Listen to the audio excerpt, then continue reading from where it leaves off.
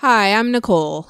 And I'm Robin, and today on Books That Burn, we are interviewing an author. Would you please introduce yourself? Hello, my name is Kevin Klehr. Oh, and we're and sorry, and you're going to ask me what books we're talking about, aren't you?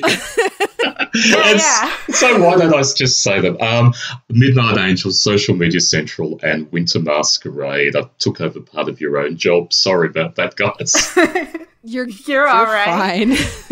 Fine. And then what pronouns do you use? I just use he, him. All right. Cool. Excellent. I'm an old gay from way back.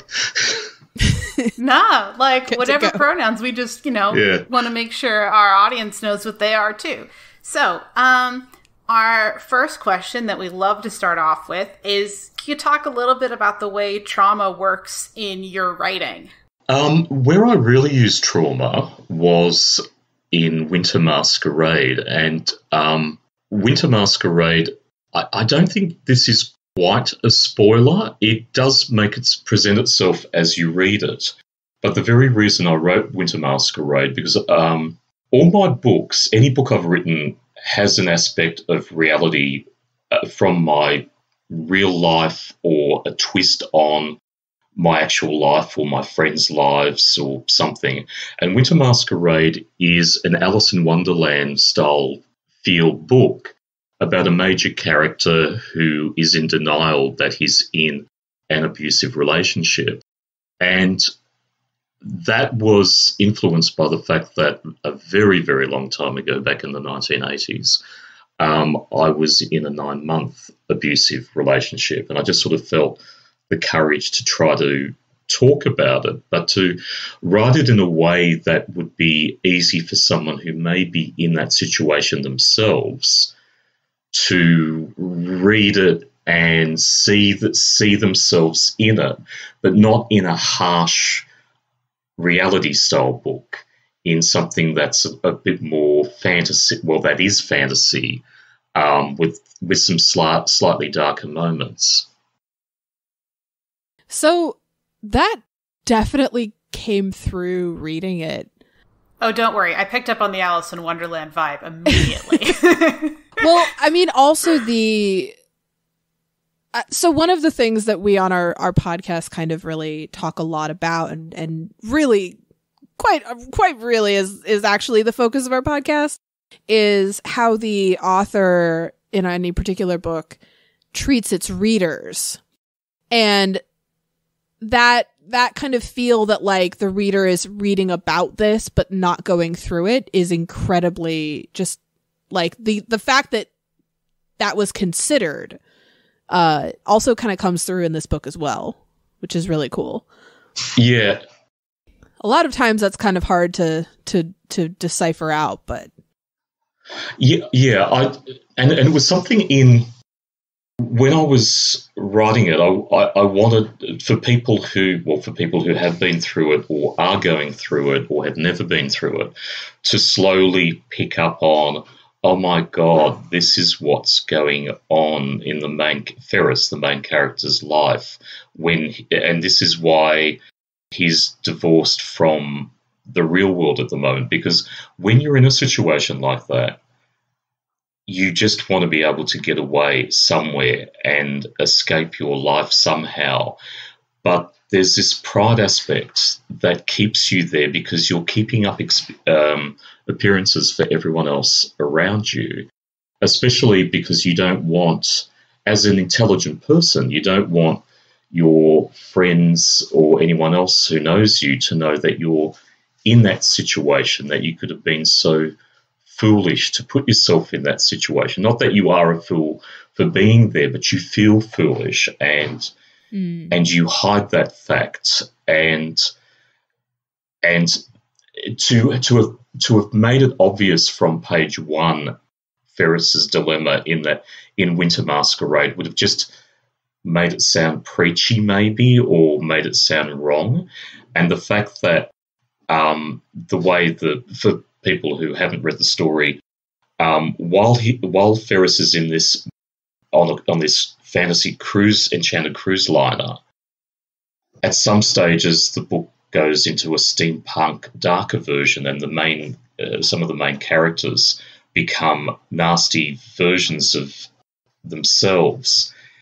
And you see Ferris in danger at certain stages, but then you realise Ferris is also in danger in his real life. And at some stage you can act that everything is okay, and then at some stages you act as if everything's not okay. Actually, just as a side note, I want to point out that the three of the main characters who are in the band that are rehearsing for Winter Masquerade, the darker versions of them were given to me by a 10-year-old because I still wanted a childlike version of their darker selves.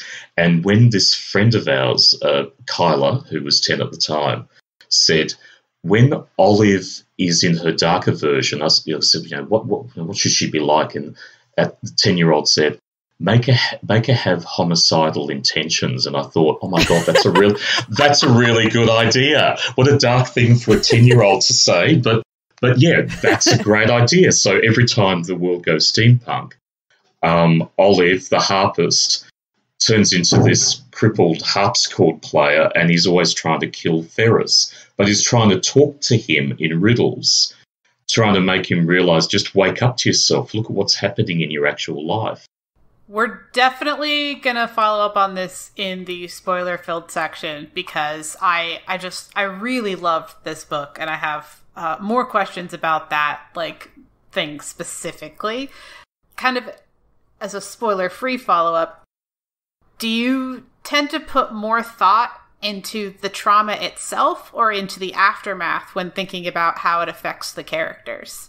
I think because I've had theatre training in the past, and I think about it more in the context of when someone's going through it, their psychology, what they're thinking about, because having studied acting, an actor knows and a writer knows everything's in the subtext. It's what people are not saying, or the way they're saying something, or the way they're maybe hiding something from themselves and being delusional, that pokes at the heartstrings of the reader or someone viewing a movie or a play. And I think that's at those moments, that's when I think it's more dramatic. Yeah, there can be drama in the aftermath, but say, for example, in a book that we're not even discussing today, but I'll use it as a point of reference. In my very first novel, Drama Queens with Love Scenes, there's a spot where at the end of a play, because it's set in the theatre district of the afterlife, at the end of the play, the main character, Alan, believes he's about to be reunited with Warwick, who he's been trying to chase, and he believes that they are now a couple. But in front of everyone, Warwick turns around and is with the playwright Pedro. And it's all about the pain that Alan feels at that moment. Yes, there's aftermath, of course. There's, the grieving processes of anger and denial and all that, which are fun to explore. But I think there's more weight in that very moment. Something happens, and then someone has to deal with it. But it's the moment that I think is the most traumatic part of it. Yeah, this is kind of something where we talked about this before we actually started recording, but that theater background for me, at least, is incredibly there and present in all of your writing. It's really cool too. It's something that I think is interesting, and it gives it a different kind of a feel. But also, if any of our audience are theater nerds and you just really love reading scripts, these books are going to hit every single good thing you like about writing. So yeah, definitely recommend. Yeah, I have a fan of my first book who lives in Seattle, and he's always said that he wanted to turn my first book into a play because he's involved in theatre. And I keep saying, yep, be my guest. I'm still waiting for him to do that. So So hopefully, TJ, if you listen to this podcast, please, the invitation's out there. And Seattle's such a cool place to visit. I've been there once before, and I'll gladly be there on opening night or closing night. Yes. Okay. So next, so you've stated that some of your traumas, or a lot of the traumas in these books, come out of real life experiences. Have you ever started writing a piece of trauma in one of your books and either had it take over a little bit more than intended, or just have more of a story impact than you originally thought it was going to? That's an interesting question. I know when I was writing Winter Masquerade, and I won't make this a spoiler, but there's one moment that's based on an actual situation I was in when I was trying to escape in a car. In the book, in real life, I did escape, but it wasn't an easy escape.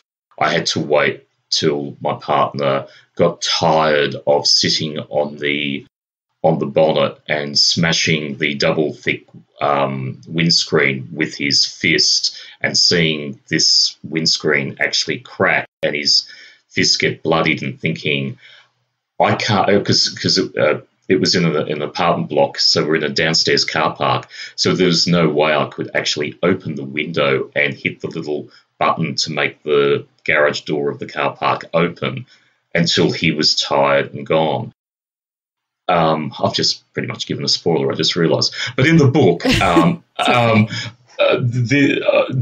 this scene is recreated, but it has to have a different ending. It has to go somewhere else for the actual story to work. And in some ways, probably that was one of the hardest scenes to write when I was writing it, because that was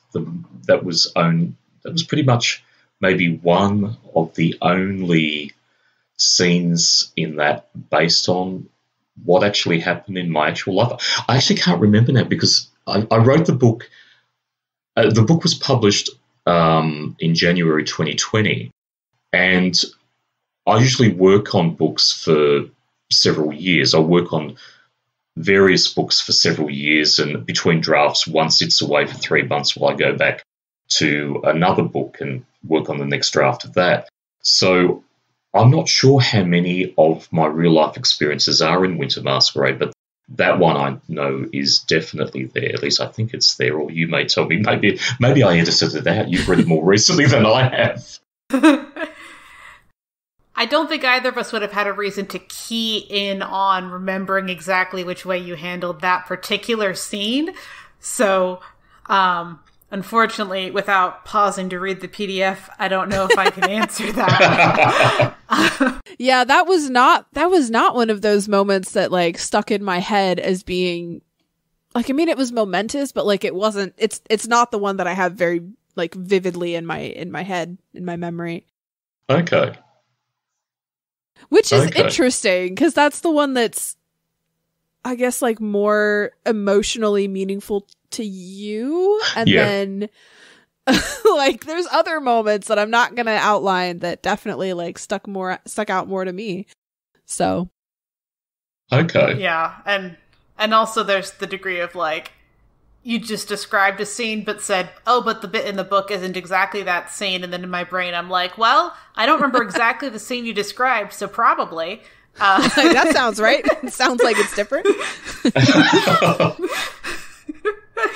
But yeah, so you'd asked if that had more of a story impact than you intended. Did you answer this more as it having like, I feel like you kind of answered that something in your life had more of a thing in the story. Oh, yeah. Had more of a story impact. Yeah. That's okay. That's fine. Because if that's something, but it's interesting because, you know, like when we think, you know, if you're writing something and it has more of a story impact, like to us as readers, our initial thought is like, oh yeah, I planned for this character to go through this thing for like 2 pages and then 5 chapters later it's still there.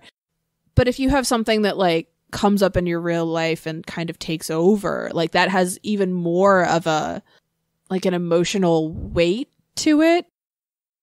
It's sort of, sort of. I know there's so much from that initial relationship that this book, because I didn't want this book to be based on that relationship in particular, because I think for me, actually, no, I'll be honest here, because we're talking about something that happened and it was the mid-'80s. I was surprised when I was writing this book how emotional I did get writing about this topic. It was fun adding the fantasy scenes into it and the eccentric characters and writing the darker moments when the world goes steampunk to try to have a fantasy version of the fear that someone's in those moments. Also because it's the darkest, sometimes this is the darkest piece I've ever written in parts. But so much of other things that happened in that relationship I did not put in this book because that's not what I was trying to do. And so, for example, one of the, and I'm going to share this story, but I didn't use it in the book in any way, but it would have illustrated the first bit of trauma where you go, what the hell just happened? When you before you start in one of these relationships, the other person comes through as being the most romantic, wonderful human being, and in no time, gets them to move in with you, because the romance part of this actual relationship in my life, within 2 weeks, it was so perfect and so, amazing that we moved in together 2 weeks later. And on the second day, I was, this is the weird thing. I think I was chopping vegetables for dinner in the kitchen. I think I was. Because I know I was, I must have been. I was distracted, and my partner was talking to me, and then suddenly, bang, I saw stars, and he actually punched me in the jaw, I think, or in the face, in the cheek. It's just not provoked. We weren't having an argument or anything. Yeah. We were just having a conversation. And this was his way of saying, now you're in danger. Now I'm in control. Yeah. And at that moment you think, what the hell? We've just signed a lease. Who is this guy? Oh, my God, what just happened? And then from that point, you're on edge. You don't know what is going on, what danger you've put yourself in. The weird thing was, I'm not a physically strong person, but I could always overpower him. But there was always that thing of, when's he just going to turn? And over what? And why? And at the end of the day, it's all about control. It's about nothing else. And you don't want to look like a fool to your friends who at the time know you're gay, that you've just entered this relationship that you're in fear of, that you just don't know how to deal with, that when you're out of the house and you're at work is your safe zone, and it shouldn't be. Home should be the place you feel the most safest. And I wanted to get feelings like that through the book, even though those actual experiences aren't in the book. But I wanted the reader, whether they'd been here, are here, or have never been here, pick up on for Ferris, and that illusion you keep putting yourself into where you want to make the world make-believe almost. You go to work and you've got a bruise on your face and you're trying to make an excuse of how it happened, but once it starts happening too many times, work colleagues kind of know it, they kind of step around it, and the longer you are in a relationship like this, the harder it is to get out. And again, it comes down to that pride thing of, you don't want people to know you're in this predicament, but how the hell do you get out of it without actually moving cities, doing something so out there that you have to escape, but you can't escape and live in the same town.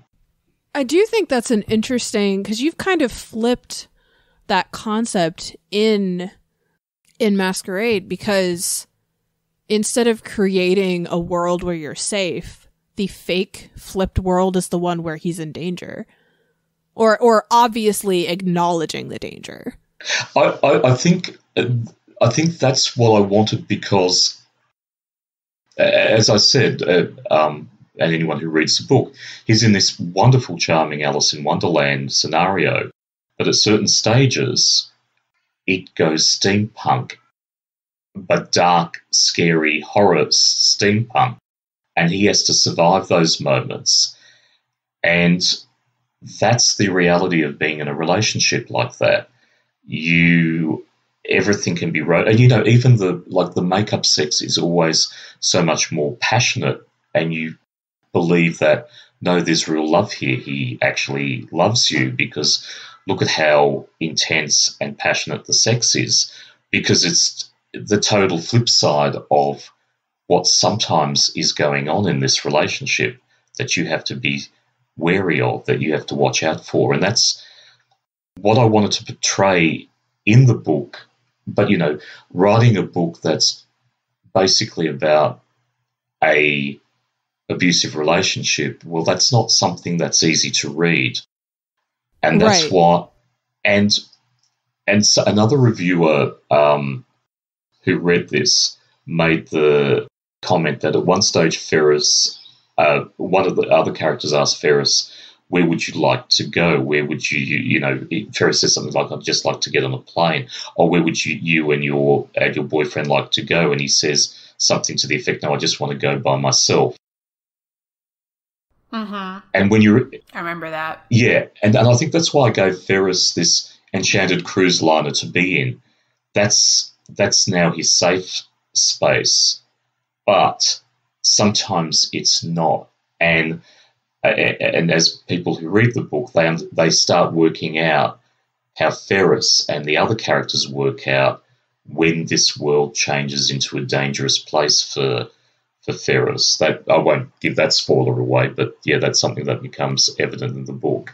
And Ferris then realizes that that's what he has to do in order to get to that darker place, that steampunk place where he's not safe.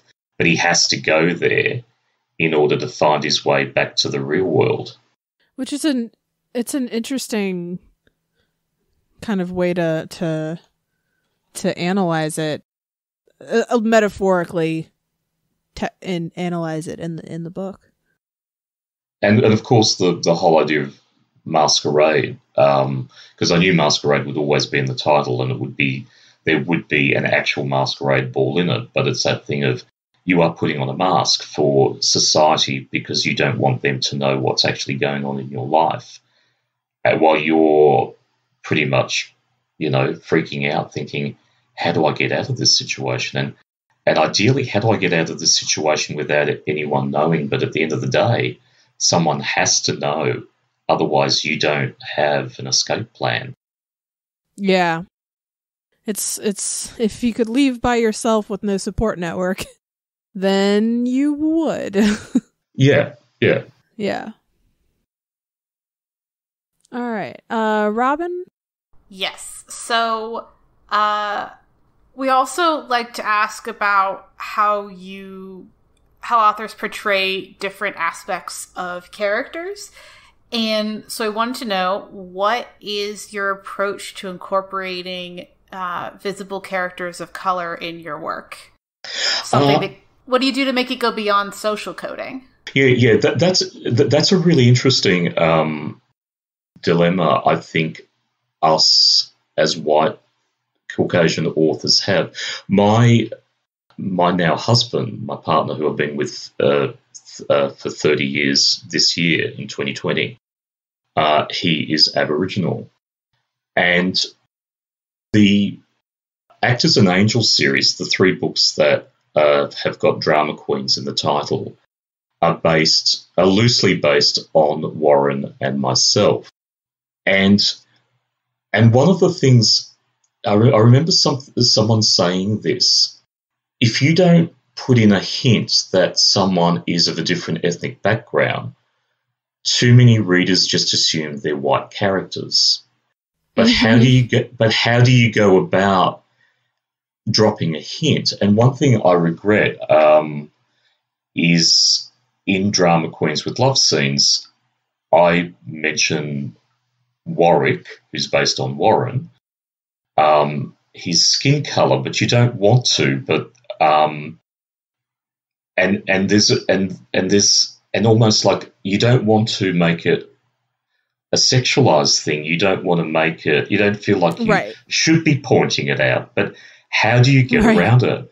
I've been working on a book for quite a few years now called The Midnight Man, and one of the minor characters is Asian and one of the minor characters is Aboriginal.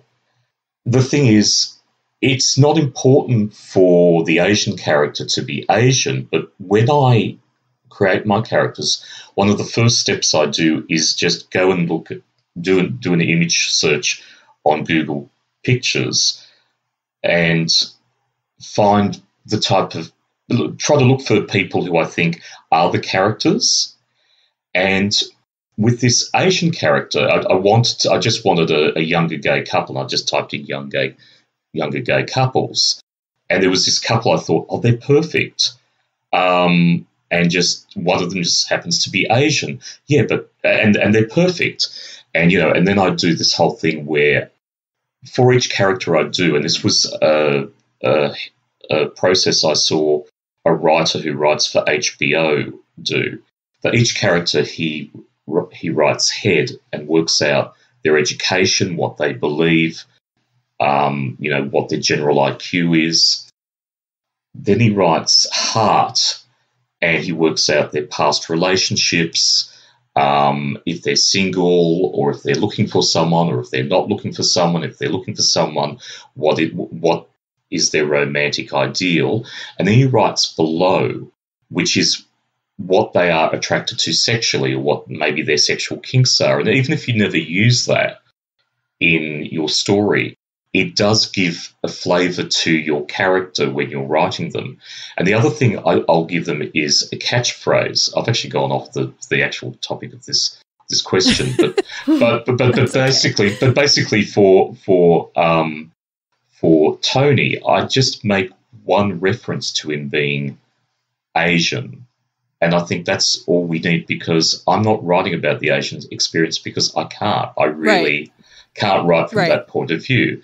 The other character, who is Aboriginal, his name's Henry.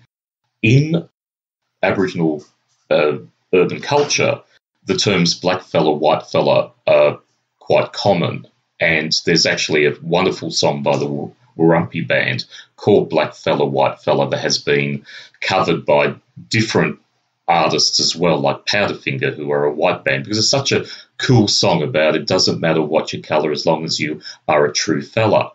So for Henry, he just points out, someone else says, you're too political, and he says, I'm a black fella. We're all political. I just think that's the way around it. But I can't, but truly, I've learned I can't write from that experience, so I'm not going to. But dropping a hint that this person is of a certain ethnic background is the only thing I can really do. Yeah. Yeah, and it is that's the biggest rule I know is don't use food to describe people's skin tones. Yeah, just don't do that. Yes. I do think it's really funny because we are two Americans, right? And that cultural reference is not something I knew about until just now. And so reading the book, I did pick up on the description and had no clue that was actually a cultural reference. but having that contextualized, it makes a lot of sense. Yeah. But it is kind of funny to like read a book written with these references that I have no touchstone for, and I don't even recognize. And like, I don't know, it's one of those things where like that's not even something that I would think to Google and see what it is talking about. Yeah, it works, but it works even without me knowing the reference. I still like I can pick up on that characterization. I often have fun because now I've actually, with my publisher Nightstar Press, I've now got a London-based editor. But in the past, I've always worked with American editors. And because of this, I created Nate and the New Yorker and Nate's Last Tango, and they're about an Australian and an American romance stories. And in it, because of the fun I've had working with American editors and trying to work out what different phrases mean, that's why I wrote 2 books called the Nate, that are also in paperback, in one paperback called the Nate and Cameron series. And the first, and Nate and the New Yorker is only 99 cents if you download it through your favourite ebook retailer, just free play there. But I wanted to play with this whole idea of red pepper is a capsicum. Where's Waldo is Where's Wally, and it's on occasions I've been in America and I had this experience where in a supermarket while trying to buy ingredients because I was cooking dinner for our hosts that night, trying to work my way through what different things are called. Like, oh my goodness! Like I knew I couldn't say ground chili because. What's that? Yeah. We call a bowl of chili. We call it chili con carne, but you call chili red peppers, and I was like, oh, okay, because there's different type of peppers, bell peppers, which we call capsicum, and it was just this 10 minutes with this woman. We were trying to work out what I was trying to say and the differences in language. And so the Nate and Cameron books are all the play on the way different things are called something different. Yeah. When you say someone's pissed, you mean they're angry. When we say someone's pissed, we mean they're drunk. That one I knew because, of course. Yeah, I do know that one. Of course, that's the one that gets known in America. Let's just put it that way. Yeah. Yeah. Well, there's also like this extra layer where like I know that because that's something that British English also has. Yeah. And so most of the context that I have experienced that is people doing wordplay where they know it's going to be misinterpreted. And where they're saying that someone's angry, but they want you to briefly think that it means drunk or vice versa. That's like the main context where I found that pairing. Yeah. And in the past, and I'm not doing it now because I think Winter Masquerade was my first book not written in American English and spelling. I used to have to automatically just start writing pavement instead of footpath.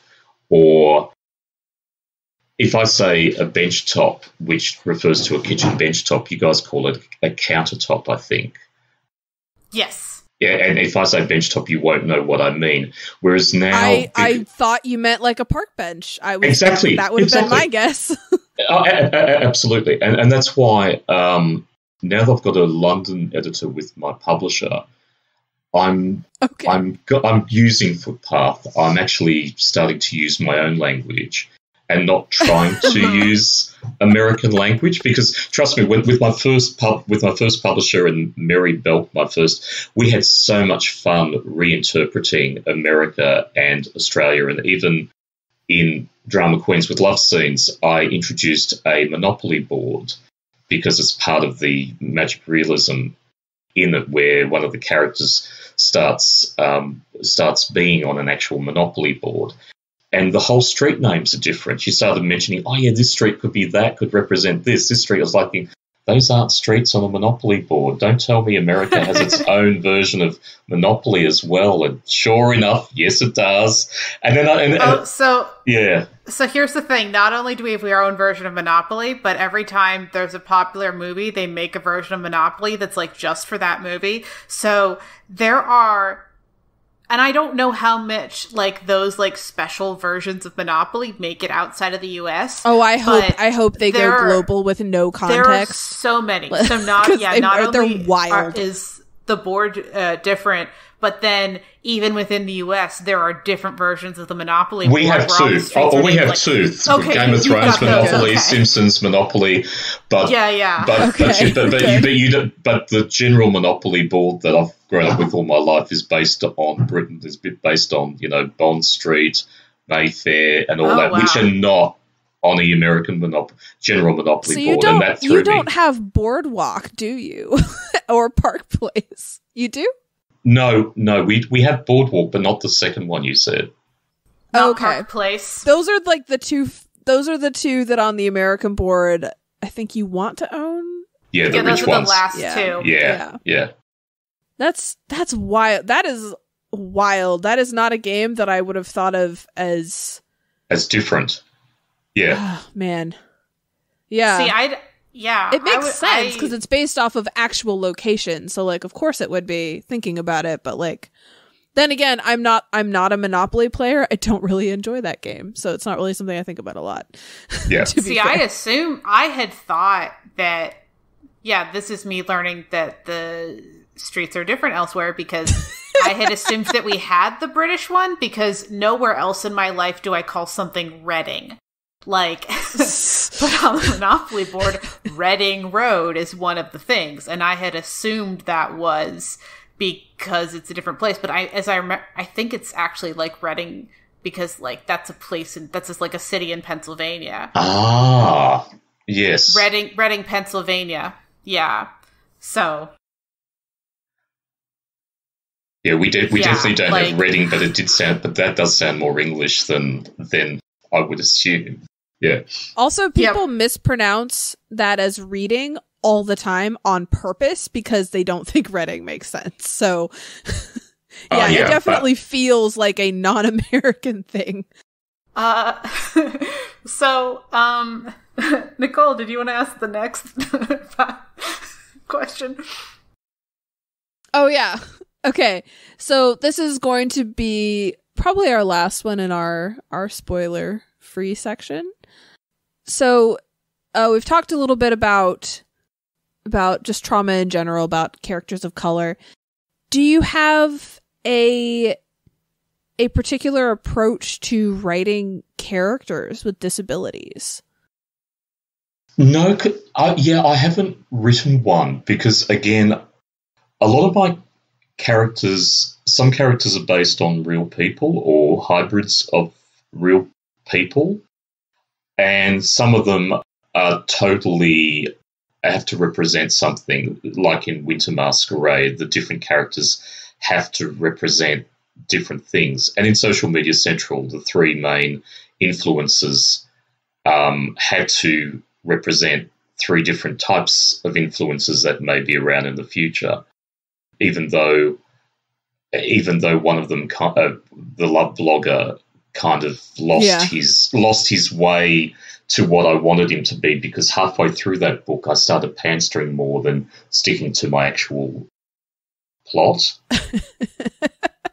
Okay. He ended up with a girlfriend that, because that character, who was only supposed to be a minor character, demanded to have more time in the book.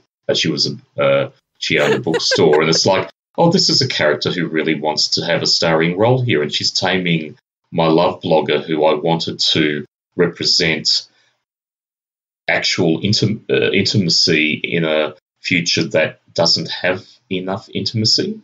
But I digress. So I avoid writing definitely people with disabilities because I don't know anyone with a disability. I have with different ethnic backgrounds. I wouldn't presume to try to write people from different ethnic backgrounds. I mean, I obviously wrote a character named Warwick, who's from a different background because he's based on my husband.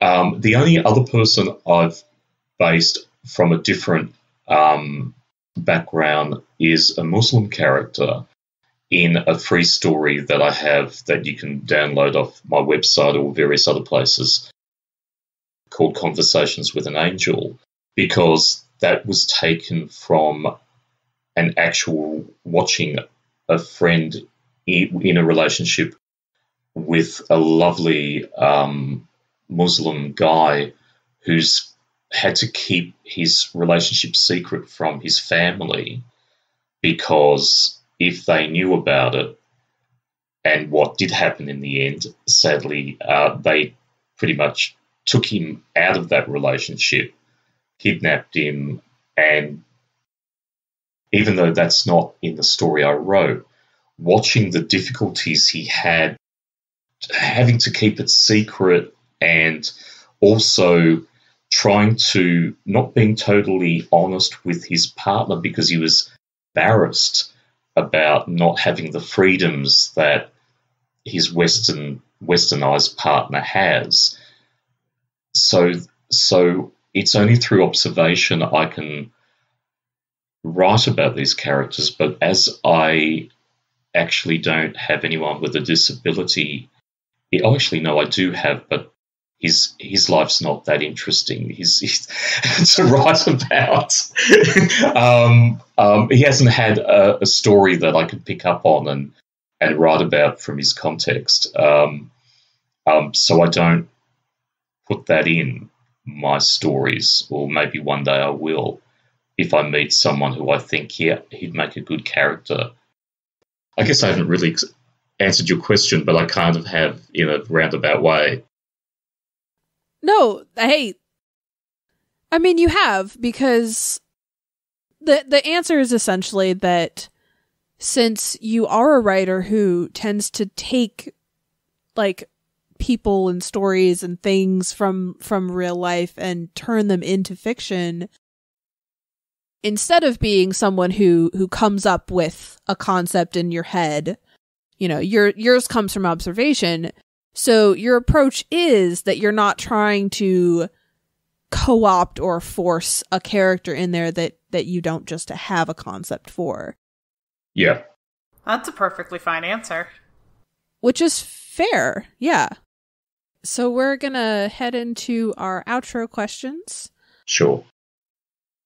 So the first thing that we wanted to ask is, since we've talked a lot about trauma and specifically, what is your favorite non-traumatic thing in any of your books? Preferably spoiler-free, but yes. Yeah. One of my favorite non-traumatic things is the character Guy, who's an angel who can't fly, who is first introduced in Drama Queens with Love Scenes. And the reason I love him and what he represents is because, to me, he was a secondary character.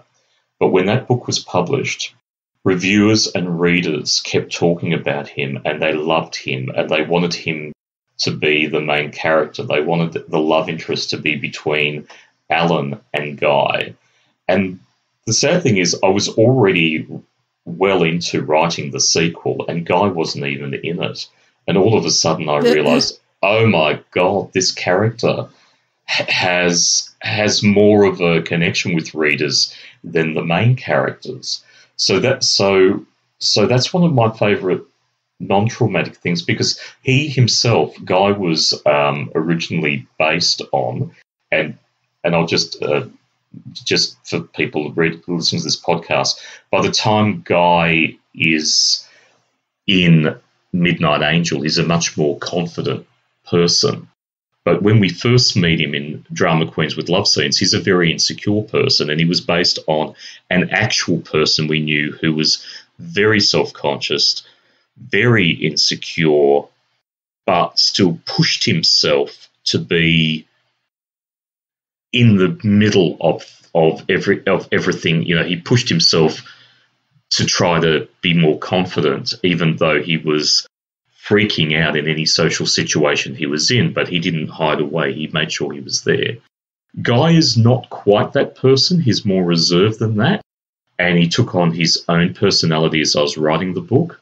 But he is one of my favourite things in any of my books because readers connected with this insecure true friend that could give you words of wisdom, and at the same time you wanted to befriend him, as Alan does, because you realise he also needs help through the situation he's in, through the way he deals with life. So yeah, and I think all readers connected with him because, like, that's the type of friend we want to have. He's both supportive and says wonderful things and supports us, but boy, we also want to help him gain confidence and do things for him. Nice. That's really sweet. Do you have a favorite book written by someone else? And if so, what makes it your favorite? This is not a queer book, but there's a wonderful book called Jasper Jones, written by an Australian author named Craig Silvey. In fact, Craig Silvey has just released a new book called Honeybee, which we've bought but we haven't read yet. But Jasper Jones, which came out a while back, is a tale of a teenager in a 1960s small town that's full of racism. And Jasper Jones comes to his bedroom in the middle of the night, and Jasper Jones is a local Aboriginal kid. And Jasper Jones takes the main character to what is a murder scene, and gets him involved in this scenario that sparks the rest of the novel. But at the same time, the other relationships in this novel, the young Asian kid who is a great cricket player, is never given the chance because he's Asian in this racist town. And even when he finally does something that the whole town approves of, is a beautiful moment. But it's such a beautifully written, both whimsical, sometimes dark novel that has been so obviously well written over time and is just perfect and such a gorgeous story to read. I totally recommend everyone to pick up a copy of Jasper Jones by Craig Silvey. Do you have any queer authors or authors of color whose work you'd like to shout out? One of my favourite authors, Christian Baines, he's written a book called Puppet Boy, which is one of my all-time favourite books about a very dark teenager, dark as in personality, who in the very first chapter you realise he's been left alone because his mother has dreams of making it big in Hollywood and often leaves him alone to chase up these Hollywood dreams. So he's there to fend for himself. And in the first chapter, he's tied up in the basement or in some room, an intruder that came into their home and has got him captive there. It's a wonderfully dark book. And another queer book I absolutely love is called London Triptych, and it's by, I'm just getting the author, Jonathan Kemp. It's a British book. Is it a British book? Is Jonathan Kemp British? I think he is. He may not be. I'll have to check that. But it's 3 different stories that we keep going back and to from. One set in the later 1800s around one particular character who's a rent boy, a male-to-male prostitute. A second character who's a middle-aged character who's still in the closet in the 1950s. And a character in the 1980s who's in jail. But what this book is actually about is self-inflicted homophobia or internalized homophobia of these 3 different characters in 3 different time periods. And it's an absolutely beautiful exploration of internalized homophobia from 3 completely different characters in 3 different periods of time. all set in London. They're my recommendations, yeah.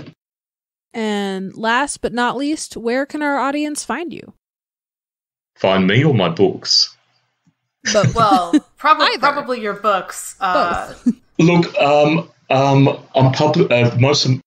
majority of my work is published through Nine Star Press. I've got a few short stories in other anthologies. But if you just go to the Nine Star Press website or any bookseller, whether it's Smashwords, Barnes & Noble, Amazon, they're available at all the usual outlets. Yeah. Or just come to my website, Kevin Klehr, Klehr's this weird German spelling.com. And that is KevinKlehr.com. Yes. Yeah. You can find out all about me. You can even listen to old radio documentaries of mine. And you can have a look at a short-lived podcast called Pride Reads, where I got a few other authors to read from their works. But I haven't chased up a second series of that, so because it's not where I'm focused at the moment. And then do you have social media handles you want to plug? Oh, look, I'm definitely always on Twitter. Probably that's where you'll mainly find me most of the time. And I usually put out a blog every 2 weeks, and, you'll find that at kevinklehr.com. Yeah, they're probably where you'll mainly find me on social media. I do have an Instagram account.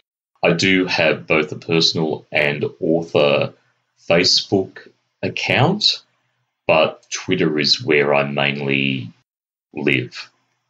Excellent. And it's Kevin, actually, it looks like Instagram is Klehr Kevin, and then Twitter is Kevin Klehr. Yes, because apparently on Instagram, Kevin Klehr was already taken. So it had to be Klehr Kevin. And my author Facebook page is actually called Drama Queens with Love Scenes, because originally it was just to promote my first book. And when I had the chance to change it to Kevin Klehr, I thought, I'm not sure where the original Facebook address is linked from, because I had that set up for so long. I didn't want to change the actual URL of it, because it just Warren's looking at me going, "You're still talking? Yeah, this is a very in-depth conversation, Warren." Have you timed it? Yeah, we do have it timed on technically on our recording software. Yes. Actually. Well, thank you so much for joining us. It was lovely to have you. Thank you for having me. It's been great to be here. Thank you. And then people can find us at booksthatburn.com. We have a link tree, linktr.ee/booksthatburn, that can get you the links to everywhere else. We've got Facebook, Twitter, Instagram. The Instagram is mostly cat photos. As of recently, we have a TikTok. I don't know what we're going to do on it. We'll see. But can I just say, we have that now. Can I just say, look, also, if you go to my Twitter, you'll find my link tree, which also has my YouTube account, which features some of the trailers of some of these books, which feature actual actors in them, and lots of holiday footage of when we've gone on little trips overseas. So you can fantastic. Yeah, and you can also see there's also a wedding video of when Warren and I got married in 2018. Oh, awesome! Excellent. Cool.